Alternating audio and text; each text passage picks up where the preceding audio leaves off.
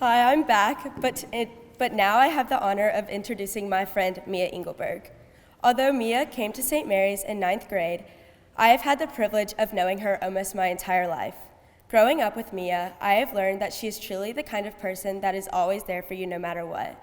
She is the perfect example of a person that is just so much to be around, so much fun to be around. And this is why, in the COVID lockdown, I was determined to find a way to hop the fence of that house that separated our neighborhoods, just so I could spend more time with her.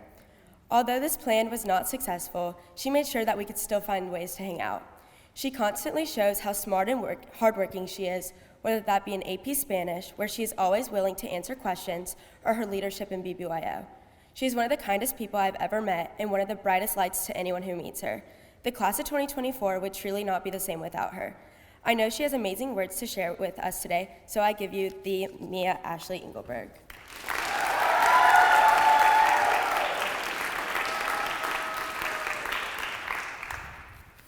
Scholar John Zinn says, "The little things, the little moments, they aren't little." A few weeks ago, Sydney Shanker came up here and told you about our camp's detour into La Veta, Colorado.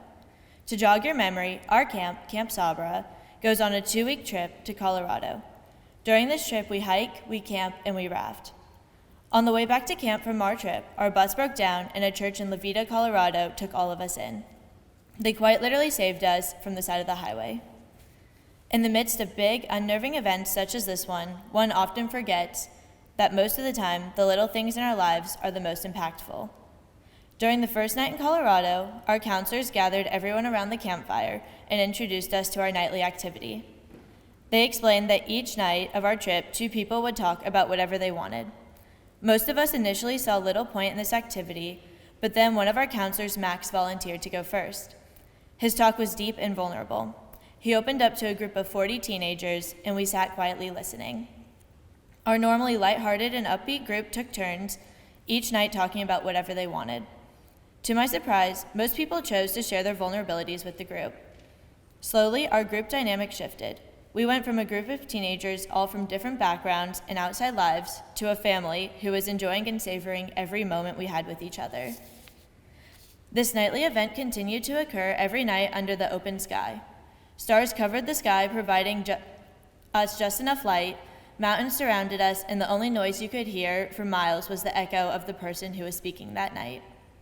It was like the world was silently listening. This trip to Colorado will forever live in my memory.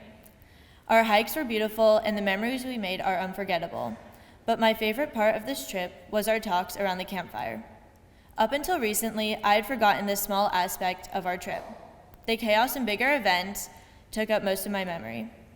But while reading my journal I kept during this trip, I was reminded of how meaningful this aspect of our trip was. Our lives move a mile a minute. The little moments are often overshadowed by the chaos that encompasses our everyday life.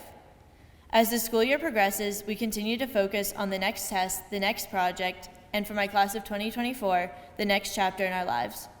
While the uncertainty of our future is exciting, live in the moments leading up to that future. Enjoy your time now. I leave you with the wise words of Ferris Bueller. Life moves pretty fast. If you don't stop and look around once in a while, you could miss it. Thank you.